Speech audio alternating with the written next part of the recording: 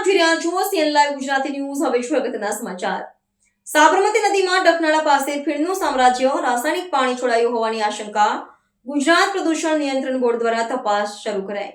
અમદાવાદમાં સાબરમતી નદીના જળ પ્રદૂષણની ગંભીર સ્થિતિ ફરી એકવાર સામે આવી છે. શહેરના ડફનાળા વિસ્તાર પાસે નદીના પાણીમાં ફીણનું સામ્રાજ્ય જોવા મળ્યું છે, જેના પગલે નદીમાં કોઈએ રાસાયણિક પાણી છોડ્યું હોવાની આશંકા વ્યક્ત કરવામાં આવી રહી છે. શાહીબાગના ડફનાળાથી અમૂલ તરફ જ્યાં બુલેટ રેલગાડીનું કામ ચાલી રહ્યું છે તે દિશામાં ઘટના બની હોવાનું નોંધાયું છે. ગુજરાત પ્રદૂષણ નિયંત્રણ બોર્ડે આ મામલે તપાસ શરૂ કરી છે અને જવાબદાર વ્યક્તિઓ સામે કાયદેસરના પગલાં લેવામાં આવશે તેવી માહિતી આપી છે.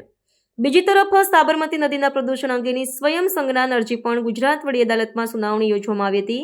વડી અદાલતે સરકારી વકીલને જૂના પીરાણા ખાતે આવેલા 2 ગટર જળ શુદ્ધિકરણ પ્લાન્ટ્સ, જેની ક્ષમતા 106 લાખ લીટર પ્રતિદિન અને 60 લાખ લીટર પ્રતિદિન છે, તે રાષ્ટ્રીય હરિત ટ્રિબ્યુનલના વર્તમાન ધારાધોરણો મુજબ કાર્ય કરે છે કે કેમ તે અંગે પ્રશ્નો પૂછ્યા હતા. આના જવાબમાં અમદાવાદ મહાનગરપાલિકા દ્વારા વડી અદાલતે જણાવ્યું હતું કે નદીના શુદ્ધિકરણ માટે ટૂંકા અને મધ્યગાળાના ઉપાયો પૂર્ણ થઈ ચૂક્યા છે, પરંતુ પ્લાન્ટને ઉન્નત બનાવવા હવે લાંબા ગાળાના ઉપયોગની આવશ્યકતા છે. મહાનગરપાલિકાએ સ્વીકાર્યું હતું કે આ બંને પ્લાન્ટ વર્ષ 2005 અને 2010માં નિર્માણ પામ્યા હતા અને તે એનજીટીના વર્ષ 2018ના નવા ધારાધોરણો મુજબ ગંદા પાણીની શુદ્ધિકરણની પ્રક્રિયા કરી શકતા નથી. આ કારણે નદીના જળમાં પ્રદૂષણનું સ્તર વધી રહ્યું છે, જેને ઘટાડવા માટે તાત્કાલિક ધોરણે પ્લાન્ટ્સનું આધુનિકરણ અનિવાર્ય છે.